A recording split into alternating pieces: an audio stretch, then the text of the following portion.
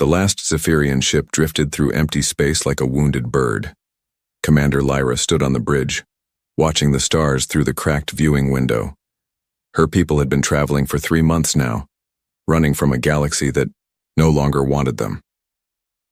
Behind her, the bridge crew worked quietly at their stations. Their blue skin looked pale under the dim emergency lights.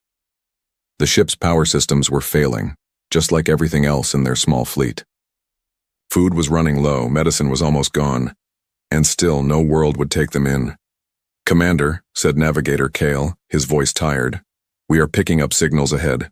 Unknown origin." Lyra turned toward him. "What kind of signals?" "Radio waves. Simple transmission patterns. The source appears to be a small yellow star with several planets. Any signs of intelligence?" Kyle checked his instruments again. "Yes, Commander. Definitely intelligent, but the technology seems basic. Very basic compared to galactic standards." Lyra felt a spark of hope in her chest. Maybe, just maybe, these beings would not know about the accident. Maybe they would not know that the Zephyrians were exiles, cast out by the Galactic Council for destroying 3 star systems. The accident had happened so fast.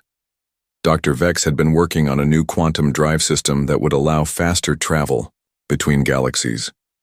The math looked perfect. The tests on small objects worked well, but when they tried it on a larger scale, something went wrong. Terribly wrong.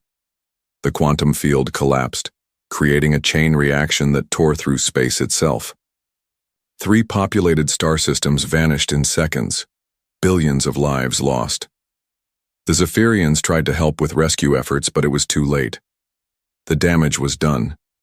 The Galactic Council held trials that lasted for months. The Zephyrians explained over and over that it was an accident. They showed all their research data. They offered to pay compensation for generations. They promised to stop all quantum experiments forever. None of it mattered. "The Zephyrian people are a danger to galactic peace," declared High Judge Thoric of the Korthak Empire. "They have proven they cannot be trusted with advanced technology. They will be exiled from all civilized space." Lyra remembered the vote. 47 galactic civilizations voted for exile. Only 3 voted against it. 2 abstained. The Zephyrians had friends once, but fear made those friends turn away. The exile order was simple and cruel. All Zephyrians must leave civilized space within 30 days. No galactic world could offer them shelter. No space station could refuel their ships. No trader could sell them supplies. Anyone who helped them would face the same punishment. Lyra's people gathered their families and possessions as quickly as they could. They had been a proud civilization once, known throughout the galaxy for their peaceful nature and their skill with technology. Now they were refugees, unwanted and alone. "Commander," Kale called again, "I am getting more detailed scans of the system ahead. It has 1 inhabited planet. The beings there call themselves humans. Have you heard of them before?" "No, Commander. They do not appear in any galactic databases. They seem to be isolated with no knowledge of the greater galactic community." Lyra made her decision. "Set course for their system. Slow approach. We do not want to frighten them." The Zephyrian fleet moved toward the unknown star system. There were only 12 ships left now, carrying the last survivors of their race. Once they had commanded hundreds of worlds. Now they could not even find one place to rest. As they came closer, the ship's sensors gathered more information about this strange system. The 3rd planet from the star showed signs of a young civilization. Radio signals, satellite networks, and nuclear technology. The beings there were still learning to leave their world, but they were trying. "Commander," reported Science Officer Dana, "the planet shows clear signs of war in its recent past. Nuclear weapons have been used, but the beings there seem to have learned from their mistakes. They are working together now more than before." "Interesting," Lyra said. "Most species went through a period of global conflict before they learned to cooperate. These humans seem to be moving past that phase." The fleet stopped at the edge of the system, just beyond the orbit of the outermost planet. Lyra did not want to invade their space without permission. Her people had caused enough harm already. "Open a communication channel," she ordered. "Broadcast on all frequencies they are using."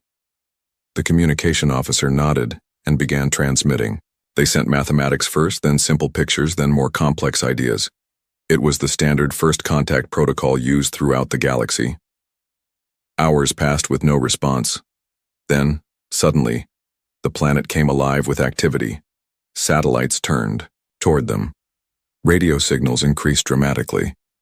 And then finally an answer came back. The message was simple but clear.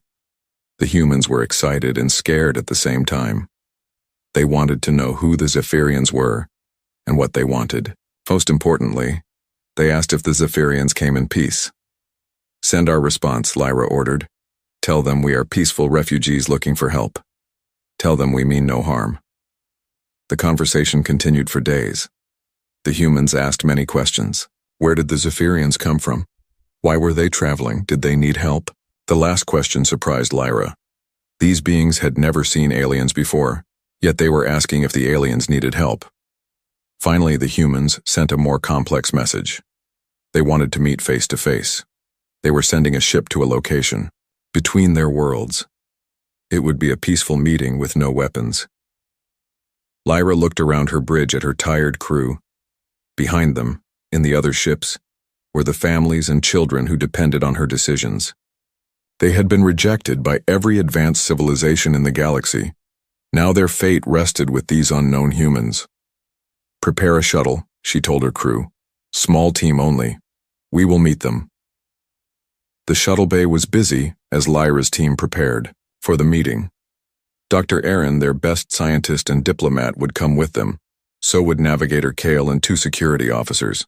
They brought gifts of Zephyrian art and examples of their technology, along with complete records of who they were and why they had become exiles. As the shuttle left the ship, Lyra looked back at her fleet.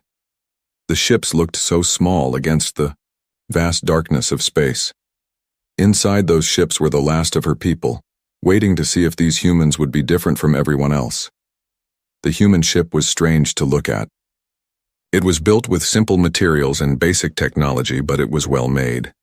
Someone had put care and thought into its design. The humans might not have advanced science, but they were not primitive. The docking was awkward at first. The 2 species used different methods for connecting their ships, but with patience and effort, they managed to create a safe meeting space. When the airlock opened, Lyra saw her first human. Captain Jake Morrison was shorter than most Zephyrians, with brown hair and kind eyes. He moved forward without fear, extending his hand in what she learned was a human gesture of friendship. "Welcome to our system," he said through the translation device. "I am Jake Morrison. We want to help if we can." Those words hit Lyra like a wave of emotion. For months, her people had heard only rejection and hatred. Now these beings who had never seen aliens before were offering help to strangers. "I am Commander Lyra," she replied, taking his hand. "We are grateful for your kindness. We have much to tell you about why we are here." The meeting that followed would change everything, not just for the Zephyrians, but for humanity as well. Because, while the universe had turned its back on the exiled people, the humans were about to open their arms and welcome them home. Captain Jake Morrison had never imagined this moment would come. Standing in the meeting room aboard the space station Unity, he looked across the table at beings from another world. The Zephyrians sat quietly, their blue skin pale with exhaustion, their large eyes filled with hope and fear. Dr. Lisa Grant leaned forward in her chair, her tablet ready to record everything. As Earth's leading expert on alien life, she had dreamed of this day for years. But she had never expected the first aliens humanity met would be refugees running from their own galaxy. Commander Lyra began her story slowly, her translator device turning her musical language into English words. She told them about the accident that destroyed 3 star systems. She explained how her people had tried to help, tried to make things right, but how the galaxy turned against them instead. "We did not mean for it to happen," Lyra said, her voice quiet with pain. Dr. Vex was trying to create something good, a way to travel between galaxies, to explore new places, to learn new things. But the math was wrong. Or maybe the universe works differently than we thought. The quantum field collapsed and everything just ended. Jake felt his chest tighten as he listened. He had seen the recordings Lyra showed them. Whole star systems, vanishing in seconds. Billions of people gone. The scale of the disaster was beyond anything humans had ever experienced. "How many of your people survived?" asked Dr. Grant. "We had a population of 8 billion across 47 worlds." Lyra replied, "Now we have 3 million, all in these 12 ships. Everyone else was in the affected systems or died in the chaos that followed." The silence in the room was heavy. Jake looked at his team. General Sam Brooks sat with his arms crossed, his face showing the careful expression he wore when thinking about military threats. Colonel Amy Foster took notes on her tablet, already thinking about logistics. Dr. Lisa Grant looked like she might cry. "The galaxy refused to help you?" Jake asked. "Worse," said Dr. Aaron, the Zephyrian scientist. "They declared us a threat. The Galactic Council voted to exile us from all civilized space. No world can give us shelter. No station can refuel our ships. No trader can sell us food or medicine. Anyone who helps us becomes an exile too." "That's not right," Jake said before. He could stop himself. "You made a mistake, but it was an accident. People should help you, not punish you." Commander Lyra looked surprised. "You think so? Most of the galaxy believes we are too dangerous to exist near civilized worlds." "Most of the galaxy sounds like they forgot what it means to be civilized," Jake replied. General Brooks cleared his throat. "Captain Morrison, we need to think carefully about this situation. We know nothing about galactic politics. If we help these people, we might make enemies of powerful civilizations." "With respect, General," Jake said. "I've seen their ships. I've seen their children. These people are dying out there. We can't just turn them away." Dr. Grant spoke up. "The medical data they've shared shows severe malnutrition in their population. Their children are getting sick from lack of proper food. Some of their elderly are dying from treatable conditions because they don't have the right medicines." "We have been traveling for 4 months now," Lyra explained. "Our ships were damaged when we left. We cannot repair them properly without resources we cannot buy. Our hydroponic systems are failing. Our medical supplies are nearly gone." Navigator Hale, who had been quiet until now, looked directly at Jake. "We know you have no reason to trust us. We know our presence here puts you in danger. If the galaxy learns you helped us, they might turn against you too. We would not ask, but we have nowhere else to go. Our children are dying." Jake felt something twist in his stomach. These beings had traveled across space looking for help, and every door had been slammed in their faces. Now they were asking humans, people they had never met before, to risk everything to help them. "What do you need?" Jake asked. General Brooks started to object, but Jake held up his hand. "What do you need right now today to keep your people alive?" "Food," Lyra said immediately. "Medicine for the sick ones. Parts to repair our life support systems. But Captain, you should know that helping us means defying the Galactic Council. They have weapons that could destroy your entire world in minutes." "Let me worry about that," Jake said. "Dr. Grant, can we help with their medical problems?" "I think so," Dr. Grant replied, looking through her notes. "Their biology is different from ours, but not so different that our medicines won't work. We can adapt our food production to meet their nutritional needs. It will take some work, but it's possible." "Colonel Foster, what about repairs?" "From what I've seen of their ships, our manufacturing systems can produce most of what they need," Foster replied. "The materials are common enough. The designs are more advanced than ours, but not impossibly so." General Brooks looked uncomfortable. "Captain, you're talking about committing Earth to a course of action that could lead to war with civilizations we know nothing about." "Maybe," Jake agreed. "But General, look at them. Really look at them. These are not invaders or threats. These are families with children who need help. When did humans ever turn away from people in need?" The room fell quiet again. Jake could see the conflict in everyone's faces.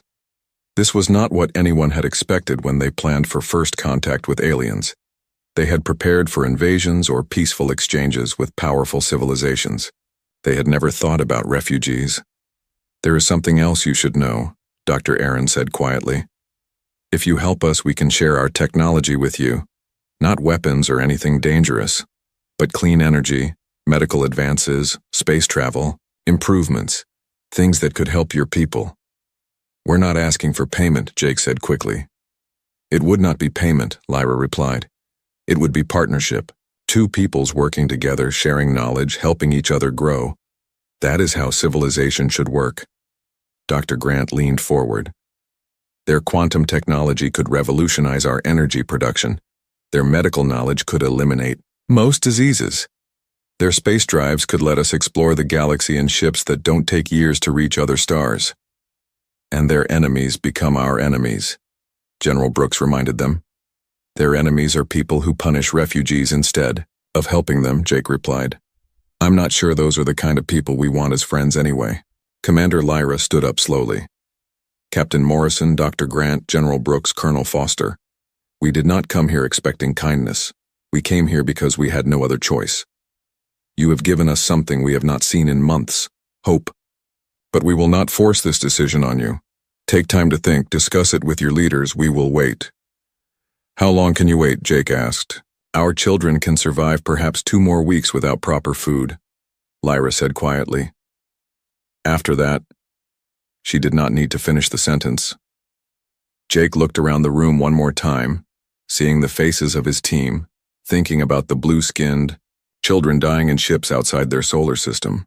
"General, I know this is not my decision to make alone," Jake said. "But I'm recommending to Earth Command that we offer immediate humanitarian aid to the Zephyrian refugees. And I'm recommending that we offer them sanctuary in our solar system, for as long as they need it." General Brooks was quiet for a long moment, then he nodded slowly. "I'll support your recommendation, Captain. God help us, but I'll support it." Dr. Grant smiled for the first time since the meeting began. "So will I." Colonel Foster looked up from her tablet. "I'm already working on supply lists and logistics plans." Commander Lyra sat back down, and Jake could see tears forming in her large eyes. "You would do this? For people you just met? Even knowing the risks?" "That's what neighbors do," Jake replied. "They help each other. Welcome to the neighborhood." The news reached the Galactic Council faster than anyone expected. Ambassador Krex of the Korthak Empire stood before the massive holographic display in the council chambers, his scaled face twisted with anger. The image showed human ships docking with Zephyrian vessels, transferring supplies and medical aid. "These primitive beings dare to defy our exile order," Krex declared to the assembled representatives. "The humans of Earth have given shelter to the criminals we cast out. This cannot be allowed." High Counselor Vorth of the Altarian Federation nodded in agreement. "The humans are new to galactic affairs. Perhaps they simply do not understand the severity of the Zephyrian threat." "Then we will educate them," Krex replied, his voice cold. "Send a message to Earth. Tell them to surrender the Zephyrians immediately or face the consequences." Back on Earth, President Maria Santos read the galactic message in her office, surrounded by her top advisors. The translation was clear and threatening. Earth had 72 hours to hand over all Zephyrian refugees or be declared a rogue world by the Galactic Council. "What does being declared a rogue world mean exactly?" she asked General Tony Clark, who had replaced General Brooks as head of Earth's defense planning. "According to the information the Zephyrians provided, it means complete isolation," Clark replied. "No trade, no communication, no contact with any galactic civilization, and if we continue to resist military action." Dr. Kevin Park, Earth's new head of alien technology research, looked up from his tablet. "Madam President, the Zephyrians have been sharing their knowledge with us for the past 6 months. Their fusion technology alone has revolutionized our energy production. Their medical advances have eliminated cancer and heart disease. We're learning things that would have taken us centuries to discover on our own. And their quantum manufacturing systems are letting us build things we never dreamed possible," added Colonel Amy Foster. "Our new ships are faster and stronger than anything we had before." President Santos walked to her window, looking out at the construction sites that had sprung up around Washington, D.C. In just 6 months, human technology had advanced by decades. Clean energy powered every city. New medicines healed diseases that had plagued humanity for millennia. Ships that could cross the solar system in days instead of months. But it was not just the technology that mattered. The Zephyrians had become part of human society. Their children played with human children in schools on Luna Colony. Their scientists worked alongside human researchers in laboratories across the system. Their artists created beautiful works that combined human and Zephyrian cultures. The Zephyrians are not just refugees anymore, Santos said finally. They are our friends, our partners, our neighbors. I will not hand them over to be punished for an accident. A communication request came in from the lunar base. Commander Lyra appeared on the screen, her blue face showing concern. President Santos, we have received the council message as well. We do not want humanity to suffer because of us. If you wish us to leave. Absolutely not, Santos replied, firmly. You are under Earth's protection now. That means something. But Madam President, Lyra said, you do not understand the power of the Galactic Council. The Korthak Empire alone has 10,000 warships. Each one could destroy a city, from orbit. They have weapons that can crack planets. You cannot fight them with conventional technology. Dr. Park stepped forward. Maybe we cannot fight them with conventional technology. But we are not using conventional technology anymore, are we? Over the following weeks, the partnership between humans and Zephyrians deepened. Dr. Elena Rivers worked with Zephyrian physicist Zenka to develop new defensive systems. They created quantum barriers that could stop energy weapons and particle shields that could deflect physical attacks. Captain Roy Bennett led test flights of the new human ships, built with Zephyrian quantum drives and human engineering improvements. The vessels were smaller than galactic warships but faster and more maneuverable. They could appear suddenly, strike hard, and vanish before enemy weapons could target them. The Zephyrians were amazed by human adaptability. Navigator Kale worked with human pilots and found that they learned new flying techniques in days instead of the months it took most species. Dr. Aaron collaborated with human doctors and discovered that humans could understand complex medical concepts with surprising speed. Your people learn so quickly, Lyra told Jake Morrison during one of their regular meetings. Most species take decades to master new technologies. Humans seem to absorb knowledge like sponges absorbing water. We have had to adapt quickly throughout our history, Jake replied. Those who could not learn fast did not survive. Maybe that trait will help us now. The first test came sooner than expected. A single Korthak scout ship entered Earth's solar system, broadcasting demands for immediate Zephyrian surrender. Captain Bennett intercepted it with a squadron of the new human fighters. The Korthak captain, expecting easy victory over primitive beings, found himself facing ships that could match his vessel's speed and weapons. The human fighters moved in, patterns he had never seen, coordinating attacks with precision that confused his targeting systems. Impossible, the Korthak captain transmitted. These are supposed to be primitive beings with basic technology. Maybe you need to update your information, Bennett replied, disabling the scout ship's weapons with a precisely targeted quantum pulse. This is Earth space. You are not welcome here. The scout ship limped back to Council space, carrying news that shook the galactic government. The humans were not the helpless primitives they had expected. They had advanced technology and the skill to use it. Ambassador Krex called an emergency council session. The humans have been corrupted by Zephyrian technology. They are becoming a threat themselves. We must act before they grow stronger. But other council members were not so sure. Councillor Mesh of the Deltarian Union raised concerns. The humans defeated a Korthak scout ship without destroying it. They could have killed the crew but chose to disable and release them instead. This shows mercy, not aggression.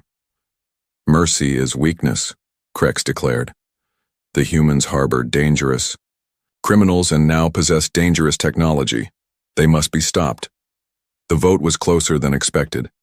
28 civilizations supported military action against Earth. 15 opposed it. 4 abstained. The Council authorized a full blockade of human space in preparation for invasion if the blockade failed. News of the blockade reached Earth within days. Galactic patrol ships took positions around all major hyperspace routes leading to human space. No ships could enter or leave without Council permission. "They are trying to cut us off from the galaxy," General Clark explained to the emergency cabinet meeting. "Force us to surrender through isolation." "Will it work?" President Santos asked. Dr. Park smiled. "Not anymore. The Zephyrian manufacturing systems have made us completely self-sufficient. We can produce everything we need right here in our own solar system. Food, medicine, materials, energy. The blockade cannot hurt us." But the isolation had another effect. Word began to spread through the galaxy about the humans who had welcomed refugees when no one else would. About the species that shared their technology freely and defended the helpless against overwhelming odds. On the Vegan colonies, workers talked about the human example during their break periods. On Centauri stations, traders discussed the strange, new species that valued compassion over profit. On worlds across the galaxy, people began to ask questions about the Galactic Council's treatment of the Zephyrians. A message arrived at Earth from an unexpected source. The free colonies of the Outer Rim, a group of independent worlds that had never joined the Galactic Council, sent greetings to humanity and offered to establish trade relationships despite the blockade. More messages followed. The Democratic Republic of New Altair expressed interest in human medical technology. The Peaceful Alliance of Vega Prime offered to share agricultural techniques. Dozens of smaller civilizations reached out, curious about the species that dared to defy the Council. "The blockade is backfiring," Commander Lyra observed during a strategy meeting. "Instead of isolating you, it is making you famous. People across the galaxy are talking about human courage and Zephyrian human cooperation." Jake Morrison looked at the star charts showing friendly civilizations throughout the galaxy. "Maybe it is time we talked back to them. Maybe it is time to build some new friendships." The galaxy had tried to isolate Earth, but humanity was reaching out instead. The Council had wanted to teach a lesson about obedience, but they were learning a lesson about the power of compassion instead. The invasion fleet appeared at the edge of human space like a storm cloud blocking out the stars. 10,000 ships, each one larger than anything Earth had ever built. Admiral Jenny Hayes stood on the bridge of the battleship Defiance, watching the enemy formation through the main screen. "My God," whispered Captain Roy Bennett standing beside her. "Look at the size of them." The Korthak dreadnought stretched for kilometers, bristling with weapons that could level mountains. Behind them came the support vessels of 40 other species, all united under the Galactic Council's banner. The combined fleet represented the largest military force ever assembled in this part of the galaxy. "Admiral Hayes," came a transmission from the lead ship. "This is Fleet Commander Drax of the Korthak Empire. You will surrender immediately and turn over all Zephyrian criminals, or we will take them by force." Jenny looked around her bridge. Crew. Humans and Zephyrians worked side by side at every station. Commander Lyra stood at the tactical display, her blue fingers dancing over controls that would coordinate their defense. These people had become family over the past year of working together. "Fleet Commander Drax," Jenny replied calmly. "This is Admiral Hayes of the Terran Defense Force. The beings you call criminals are our allies and friends. They are under our protection. If you want them, you will have to go through us first." Drax's laughter echoed through the communication channel. "Your entire fleet has perhaps 200 ships. We have 10,000. This is not a battle, Admiral. This is an execution." "Then you better make it quick," Jenny replied, cutting the channel. The battle began at the orbit of Pluto. The human strategy was not to meet the invasion fleet head-on, but to strike fast and hard at key targets. Captain Bennett led the first attack, diving his fighter squadron through the enemy formation like sharks through a school of fish. The Korthak weapons fired at empty space. The human ships moved in ways the galactic military had never seen, twisting and turning through 3 dimensions with impossible grace. Where galactic tactics relied on massive firepower and heavy armor, Humans used speed and cunning. They fight like madmen, reported a Korthak captain to his fleet commander. No formation, no discipline. They appear from nowhere, strike, and vanish. Primitive tactics, Drax replied. Maintain formation. Their weapons cannot penetrate our shields. He was wrong. The quantum weapons developed by Dr. Elena Rivers and Zenka could slice through energy shields like knives through paper. Human. Fighters disabled enemy ships with surgical precision, targeting weapons and engines while leaving life support intact. Colonel Amy Foster coordinated the defense of Mars from the planet's surface. The red planet had been turned into a fortress over the past year, covered with quantum barriers and defensive installations. When the Council ships tried to land invasion forces, they met resistance they had never imagined. Human soldiers fought with a ferocity that shocked their enemies. They used the Martian terrain like a weapon, appearing from hidden tunnels and disappearing into dust storms. They coordinated attacks with timing that seemed impossible, striking multiple targets simultaneously across thousands of kilometers. The human ground forces are unusual, reported General Korth to the invasion command. They do not fight like civilized soldiers. They fight like wild animals protecting their den. The space battle moved toward Earth as the human fleet conducted a fighting retreat.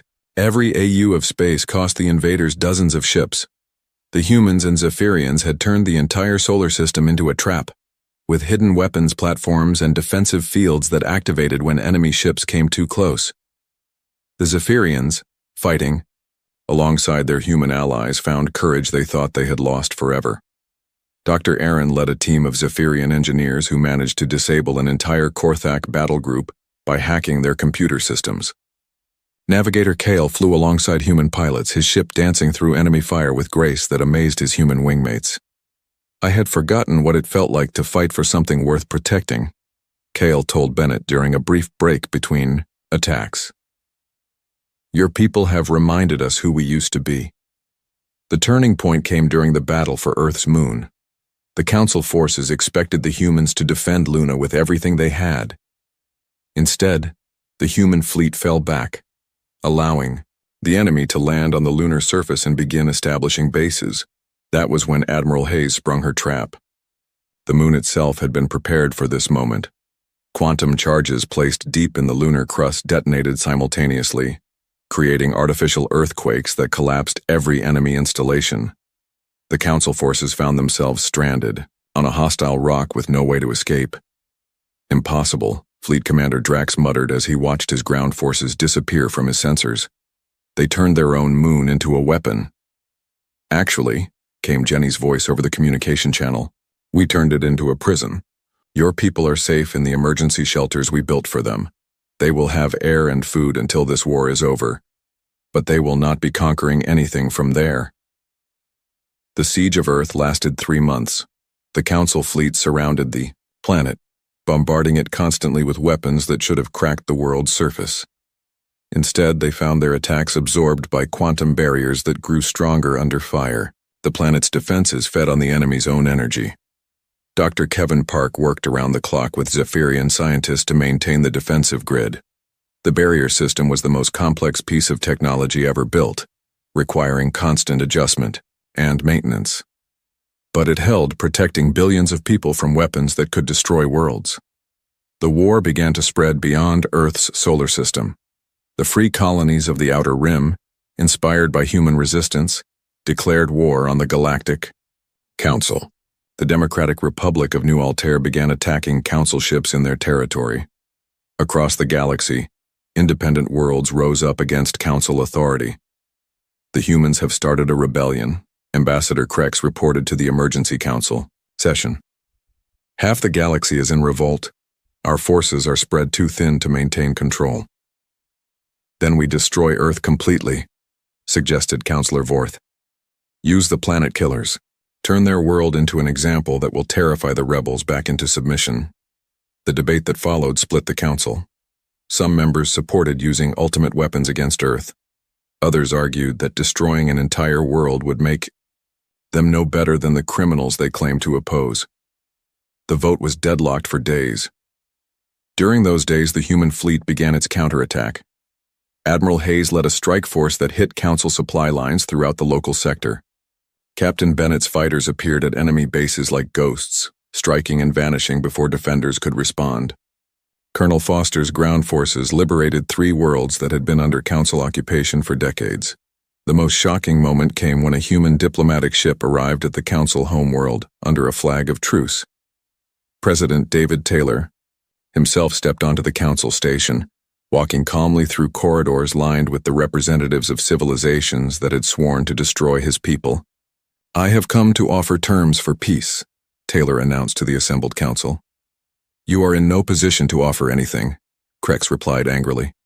"Your world is surrounded. Your people are outnumbered 1,000 to 1. "Are we?" Taylor asked, quietly. "Look around you, Ambassador. Half your member worlds are in revolt. Your fleets are scattered across the galaxy fighting rebellions. Your economy is collapsing under the cost of this war. And Earth still stands, stronger than ever." He was right. The Council's attempt to crush humanity had instead revealed the weakness of their own system. When they tried to use overwhelming force to solve their problems, they discovered that force alone was not enough. The example of human compassion and Zephyrian gratitude had inspired civilizations across the galaxy to question the Council's authority. "What do you propose?" asked Councillor Mesh, speaking for the moderate faction. "An end to the exile of the Zephyrians," Taylor replied. "Recognition of Earth's sovereignty, and a new approach to galactic governance based on cooperation, instead of domination." "Never," Krex declared. "The Council will not negotiate with rebels and criminals." But other voices in the chamber disagreed. The war had cost too much and gained too little. The galaxy was bleeding, and many Council members were ready to stop the bleeding. The final battle came not in space, but in the Council chambers themselves, where civilizations that had never questioned authority began to demand answers about why they were fighting people who only wanted to help refugees. The vote that ended the war was not won with weapons, but with words and the simple human belief that doing the right thing was worth any cost. 5 years had passed since the first Zephyrian ship appeared at the edge of human space. Now, Admiral Jake Morrison stood on the bridge of the Alliance flagship Freedom, leading the largest fleet in galactic history toward the Council's home system. But this was not an invasion fleet. It was a liberation force. Behind him, ships from 100 different worlds flew together under the banner of the Democratic Alliance. Humans and Zephyrians served side by side with vegans, Altarians, Centaurians, and dozens of other species that had joined their cause. The galaxy that had once rejected the Zephyrian refugees now rallied behind the principles of compassion and justice. "Admiral," reported Captain Lisa Barnes from the communication station, "we are receiving surrender requests from 12 more Council worlds. They want to join the Alliance." Jake nodded. The war had changed everything. What began as punishment for harboring refugees had become a galaxy-wide revolution against tyranny. The Galactic Council, once the supreme authority in civilized space, controlled fewer than 50 worlds now. Most of their former territory had either joined the Alliance or declared independence. Commander Lyra, now an Alliance admiral herself, worked at the tactical display. Her people had found their courage again, fighting alongside humans to defend not just themselves, but all those who suffered under Council rule. The Zephyrians had become some of the Alliance's best diplomats, using their own story of exile and redemption to convince other species to join the cause. "Enemy fleet detected ahead," announced Lieutenant Tom Parker. 30 Korthak dreadnoughts plus support vessels. They are taking defensive positions around the Council station. Jake looked at the tactical display. The Council's home base was a massive space station that had served as the center of galactic government for over 1,000 years. Now it was the last stronghold of a dying regime, defended by the remnants of the once mighty Korthak Empire. "Open a channel to Fleet Commander Drax," Jake ordered. The Korthak commander's scaled face appeared on the main screen. He looked older than during their first meeting, worn down by years of losing battles against an enemy he still did not fully understand. "Admiral Morrison," Drax said, his voice tired, "I suppose you have come to gloat over your victory." No, Commander, Jake replied. I have come to offer you the same thing we offered the Zephyrians 5 years ago. A chance to start over. A chance to be part of something better. Drax's laugh was bitter. You would trust the people who tried to destroy your world? We trusted the people who accidentally destroyed 3 star systems, Jake answered. Everyone deserves a second chance, even you. The Korthak commander was silent for a long moment. Around him, Jake could see other Korthak officers listening to the conversation. Their faces showed the same exhaustion their commander felt. The Korthak Empire does not surrender, Drax finally said. We fight to the end. Then you fight alone, replied Admiral Chen of the Vegan fleet, joining the communication from her flagship. Most of your allies have already switched sides. Your homeworlds are declaring independence. Your own people are tired of this war. It was true. The Korthak Empire, built on conquest and domination, was collapsing from within. Korthak colonies that had been forced to serve the Empire for centuries were declaring their freedom. Even on the Korthak homeworld, there were reports of civilians protesting against the endless war. President David Taylor's voice came over the communication system from Earth. He had been re-elected twice since the war began, leading humanity through its transformation from a single-planet species to the founders of a galactic alliance. Fleet Commander Drax, Taylor said, 5 years ago, your people voted to exile the Zephyrians. Today, I am asking you to vote again. Vote for peace. Vote for cooperation. Vote for a galaxy where species help each other instead of hurting each other. The Council Station's defenses powered down suddenly.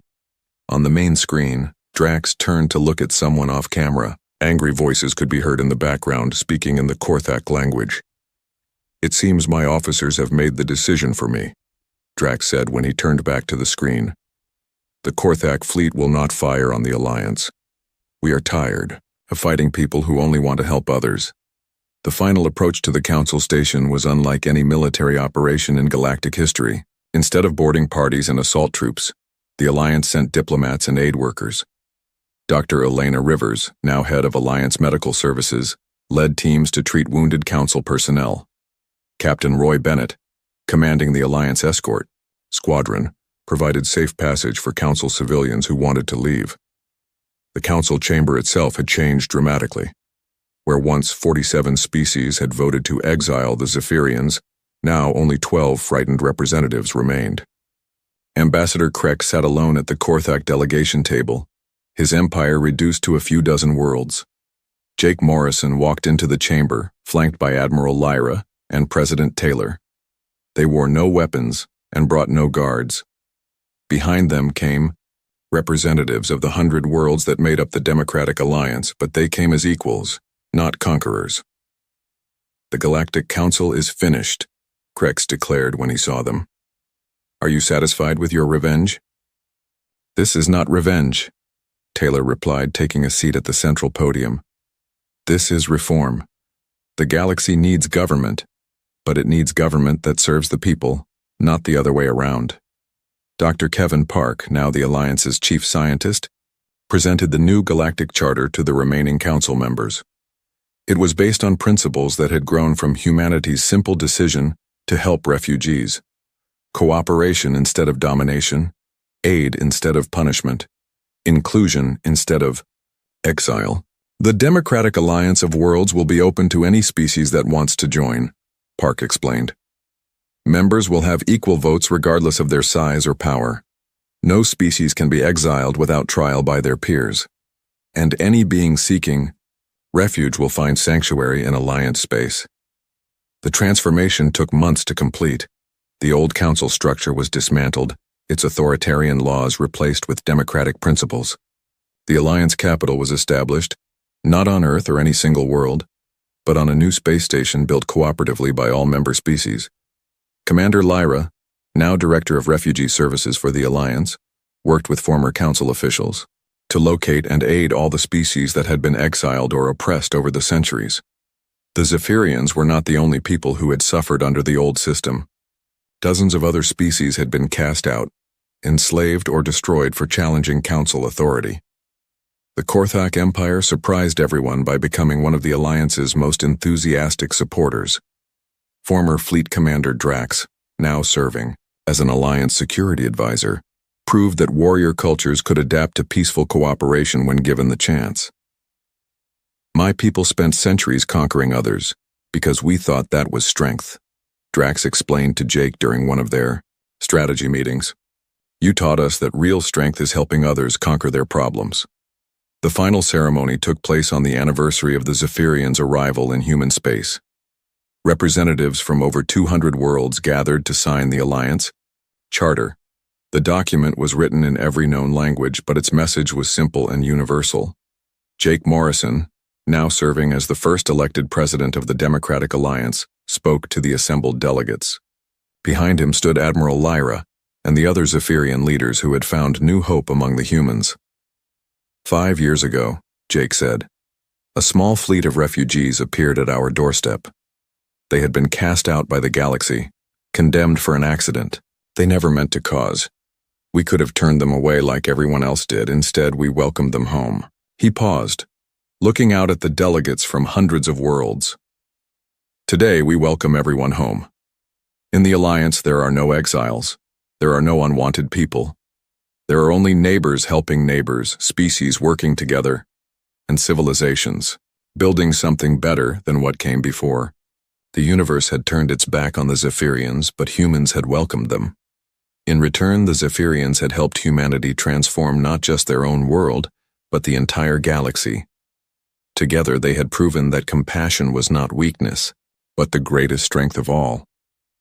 As the delegates signed the charter, children from dozens of different species played together in the station's gardens. Human children with dark skin and bright eyes played alongside blue-skinned Zephyrians, scaled Korthak youngsters, and beings from worlds across the galaxy. They spoke different languages and came from different stars, but they laughed the same laughter and shared the same dreams. The galaxy was home to all of them now.